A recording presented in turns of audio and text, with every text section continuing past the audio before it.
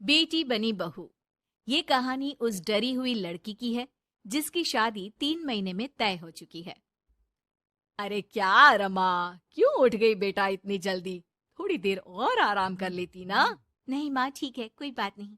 ये बताओ, चाय के साथ नाश्ते में क्या लोगी? अरे कैसी बात कर रही है रमा, कल तक तो तू ऑर्डर दिया करती थी कि ये खाना है वो खाना है, आज तू हमें पूछ रही है, क्यों बेटा?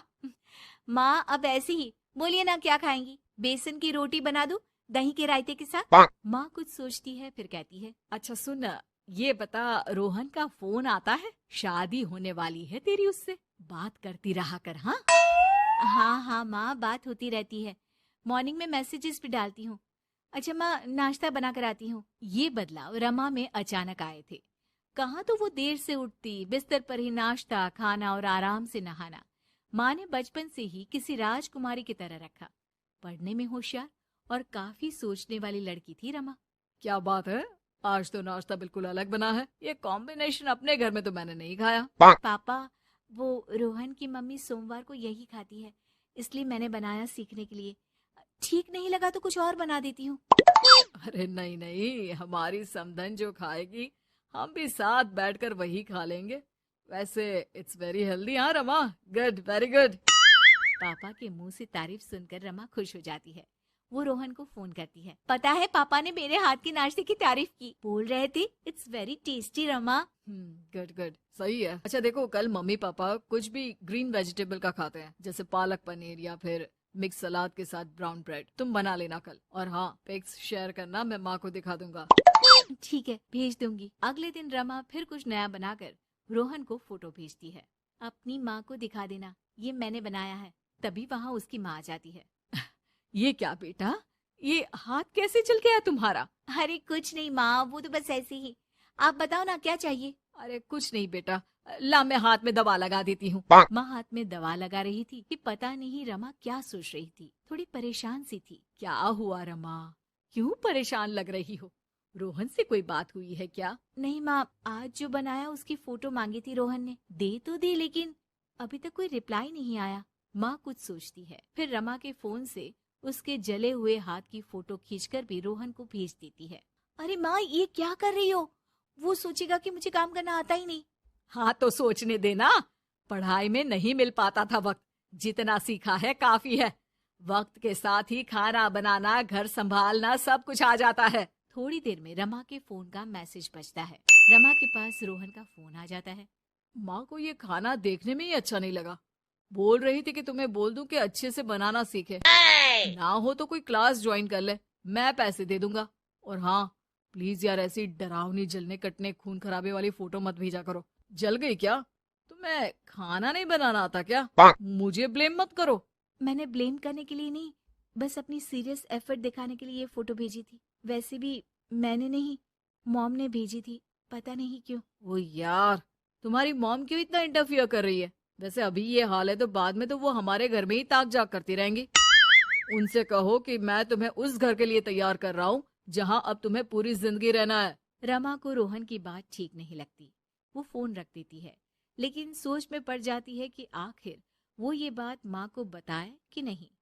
अब हर वक्त या तो वो रोहन का बताया खाना बना रही होती है, या उसके कहने पर उसकी पसंद की टीवी शोज, वेब सीरीज या फिर किताब पढ़ रही होती है। क्या बात है रमा, आजकल मैं देख रही हूँ कि तुम बहुत परेशान सी रहने लगी हो। कोई बात हो तो बता दो बेटा। नहीं माँ, वो रोहन ने कहा था कि उसकी पसंद मुझे पता होनी चाहिए, जिससे कल को हम साथ हो तो हम लोग मिलकर अच्छे से बात कर पाए। उसने कुछ वेब सीरीज देखने को कहा था, लेकिन क्या कहूँ माँ, मेरी तो समझ में ही नहीं आ रही वेब सीरीज। अरे तो बोल देना रोहन को नहीं देखनी, या फिर एक काम कर, तू उसे अपनी पसंद का सिर्फ एक गाना सुनने को बोल। ला मैं मैसेज कर देती हूँ। ना ना माँ, आप तो रहने दो। पिछली बार भी जब मैंने उसे बोला कि आपने मैसेज किया है तो वो गुस्सा हो गए थे। अच्छा, क्या बोल रहा था? यही कि माँ क्यों इंटरफेयर कर रही है, मैं तुम्हें उस घर के लिए तैयार कर रहा हूँ जहाँ तुम्हें पूरी जिंदगी रहना है। माँ अब समझ जाती है कि रोहन उसकी रीमा के लिए ठीक नहीं है। रहने दे रीमा, ये रोहन मुझे ठीक नहीं लगता, तू बोल तो मैं कोई और रिश्ता देखूं। अरे नहीं माँ, मेरे पूरे फ्रेंड सर्कल में ये बात हो गई है, नाते रिश्तेदार आस पड़ोस सभी। हाँ ठीक है बेटा, चल कुछ दिन और देख ले, लेकिन ये मत सोचना कि यहाँ शादी नहीं हुई तो कुछ बुरा हो जाएगा। ये देखना कि इससे शादी हुई तो भविष्य कैसा रहेगा। समझी? प्यार, विश्वास और इज्जत से बढ़कर कुछ भी नहीं है। रीमा माँ की बात पर हाँ बोलकर वहां से चली जाती है। अगले रोज रोहन का फोन रीमा के पास आता है। मैंने तुम्हें एक स्किन डॉक्टर का फोन नंबर दिया है। माँ बोल रही थी कि तुम सांवली हो और दिखने में भी नैन नक्श थोड़े। एक काम करो ना, तुम इनसे अपना ट्रीटमेंट शुरू करवा लो। होप कि थोड़ी देखने लायक हो जाओ। आज तक रीमा से किसी ने इस तरह बात नहीं की थी। वो ये बात सुनकर सीधे शीशे के सामने खड़ी हो जाती है।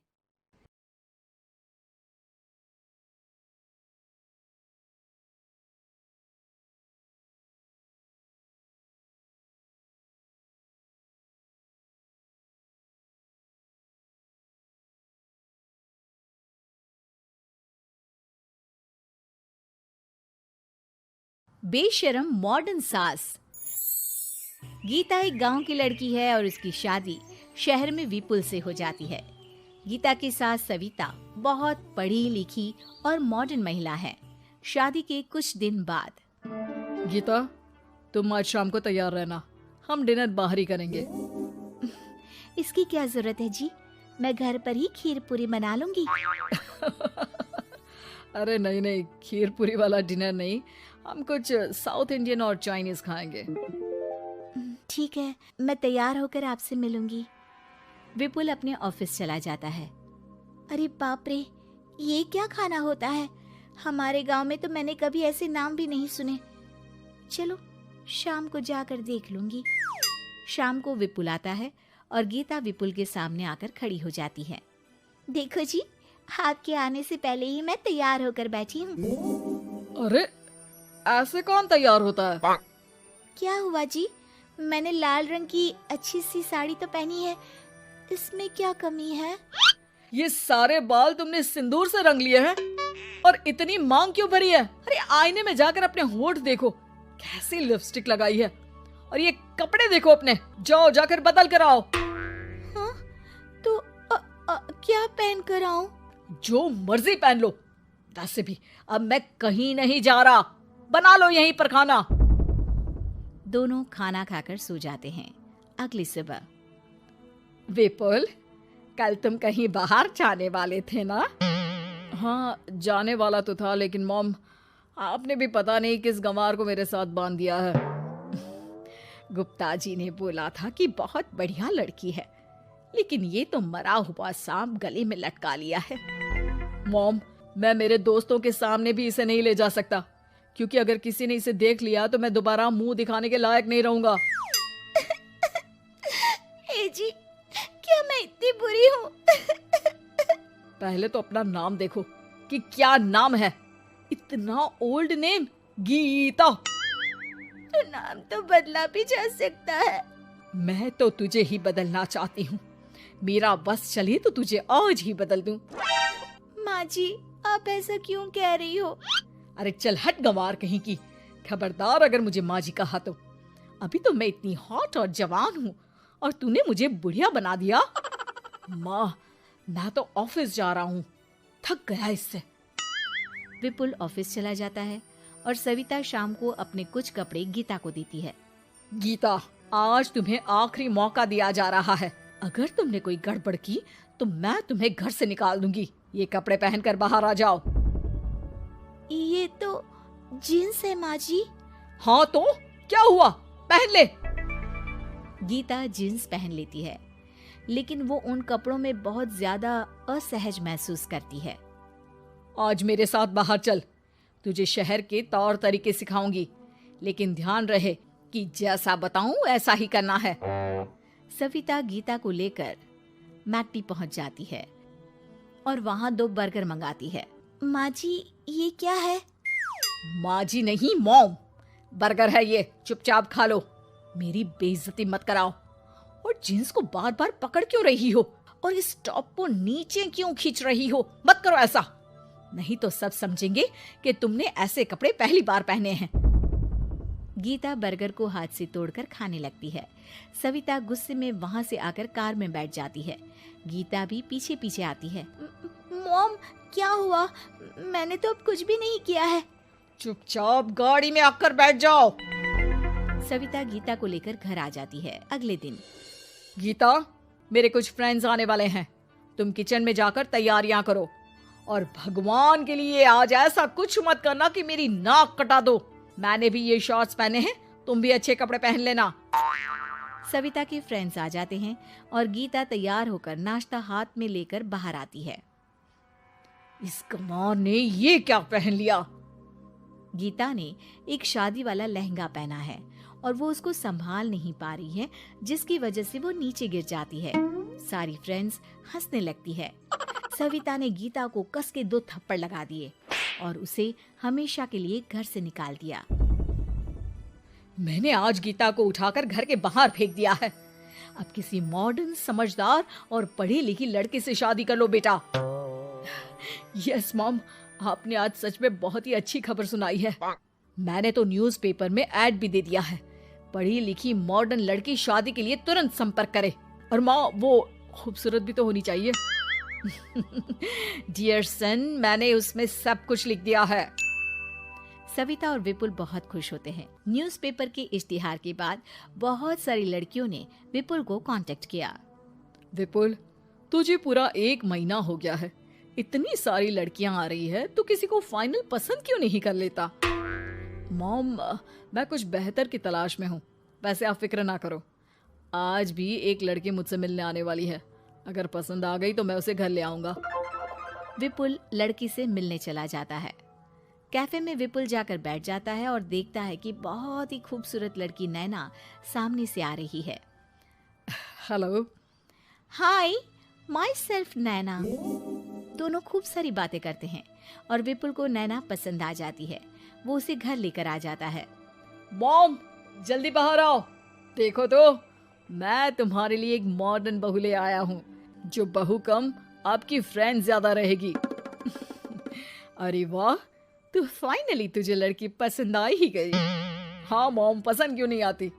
पढ़ी लिखी है, मॉडर्न है, बाहर घूमने में परफेक्ट है और ड्रेसअप का सलीका भी पता है उसे। तो फिर शादी की तैयारियां शुरू की जाए। ओहो मॉम, मुझे वो सब नहीं करना है। बैंड बाजे एंड ऑल। कोर्ट में चलकर कोर्ट मैरिज कर लेते हैं ना। ठीक है डियर, मुझे कोई प्रॉब्लम नहीं है। सविता कोर्ट में ले जाकर विपुल और नैना की शादी करा देती है। शादी के कुछ दिन बाद मैं तो बहुत खुश हूँ। मेरे सारे फ्रेंड बहुत तारीफ करते हैं कि वाइफ बहुत ज्यादा मॉडर्न है। ऐसा लगता है जैसे फॉरेन से आई हो। सिर्फ ये मॉडर्न है, लेकिन इसे कुछ भी काम नहीं आता बेटा। घर का सारा काम मैं करती हूँ, खाना भी मैं बनाती हूँ। ये तो बस मेकअप में ही लगी रहती है। मॉम, आप मेरी नैना के लिए कुछ भी मत बोलिए। अगर उसे खाना बनाना नहीं आता तो क्या हुआ, फोन चलाना तो आता है। वो स्विगी, जोमेटो से खाना ऑर्डर करके भी तो मंगा सकती है। अभी तो बहू को आए 4 दिन भी नहीं हुए हैं और तू है कि उस माता जी के गुणगान गा रहा है, जैसे कि मैं तो कुछ हूं ही नहीं। तभी नैना वहां आ जाती है। मुझे आज अपने घर जाना है। तो मैं तुम्हारे साथ चलूं क्या? नहीं, मैं खुद कार लेकर चली जाऊंगी। नैना बेटा, मैं सोच रही थी कि हम भी तुम्हारे पेरेंट्स से मिल लेते हैं, क्योंकि आज तक हम मिले ही नहीं हैं। मॉम, मेरे पेरेंट्स से तो आप पहले ही मिल चुके हो। हम कब मिले? मैं गीता हूँ। क्या? क्या? तुम गीता कैसे हो सकती हो? जब माँ ने मुझे इस घर से बाहर निकाल दिया था, तो मैंने अपनी सारी सेविंग्स को खुद की लर्निंग और मेकओवर पर खर्च कर दी और वापस इस घर में आ गई। आज मेरी आंखें शर्म से झुक रही है। मुझे माफ कर दो। मुझे तुम्हारे साथ वो व्यवहार नहीं करना चाहिए था। मुझे भी माफ कर दो बेटा। सविता और विपुल अपनी गलती को सुधार लेते हैं और अब गीता को बहुत अच्छे से रखते हैं।